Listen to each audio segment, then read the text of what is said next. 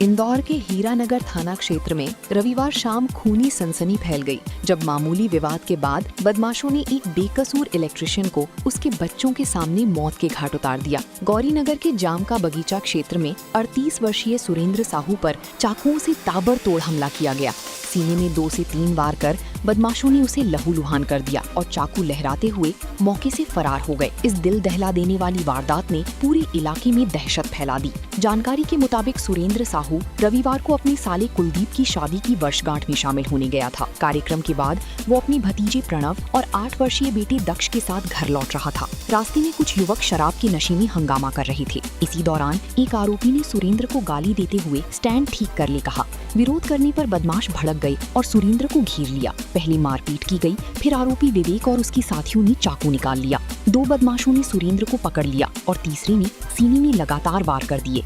हमले के बाद सुरेंद्र जान बचाने के लिए भागा, लेकिन बदमाशों ने पीछा कर उसे फिर घेर लिया।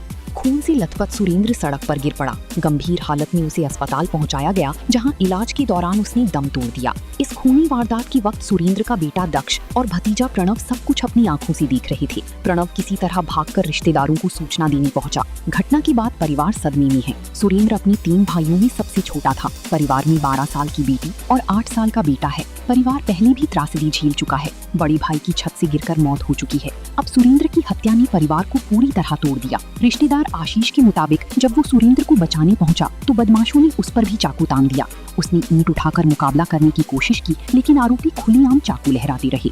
वारदात का सीसीटीवी फुटेज भी सामने आया है, जिसमें बदमाशों का आतंक कैद हुआ है। पुलिस जांच में खुलासा हुआ है कि हत्या में 6 आरोपी शामिल थे। इनमें 3 बालिग और 3 नाबालिग हैं। एक आरोपी को हिरासत में लिया गया है, जबकि बाकी फरार हैं। पुलिस सीसीटीवी फुटेज के आधार पर अन्य आरोपियों की तलाश कर रही है। परिजनों ने पुलिस की भूमिका पर गंभीर सवाल उठाए हैं। आरोप है कि सूचना देने के बाद भी पुलिस समय पर मौके पर नहीं पहुंची। परिजनों का कहना है कि यदि पुलिस तत्काल पहुंचती तो शायद सुरेंद्र की जान बच सकती थी। शहर में अपराधियों के हौसले इस कदर बुलंद हैं कि 10 दिन के भीतर हत्या की ये 5वीं वारदात है। इससे पहले तेजाजी नगर में शुभम नाथ, कुंदन नगर में कृष्णा उर्फ गोलू अहिरवार, राऊ में नवीन पाटीदार और लसूरिया में ढाबा कर्मी की हत्या हो चुकी है। अब हीरानगर में सुरेंद्र की हत्या ने पुलिस की कार्यप्रणाली पर बड़ी सवाल खड़ी कर दिए हैं। रिपोर्ट टीम भारतीय न्यूज। क्या घटना हुई थी? कुलदीप साहू, क्या हुआ? ये हमारे जिया जी थे।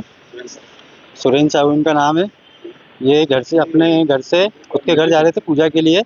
रास्ते में इन्हें 2-3 लोग मिले और इन्होंने बोला कि ये आपका स्टैंड खुला हुआ है। तो उन्होंने गाली बक के बोला ऐसा। तो उन्होंने बोला भैया अच्छे से बोल दो।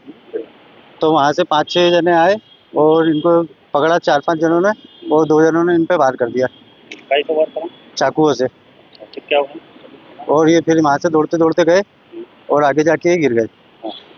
हम इनके पीछे पीछे भागते हुए गए जब तक ये लोग भाग चुके थे वहाँ से। कौन लोग थे? मानना वो नाम तो उनका नहीं कितने पता। लोग थे? 6 लोग। कहाँ की घटना थी? ये गोरीनगर की। क्या हुआ इस भैया को? क्या हुआ? इनकी क्या डेथ हो गई?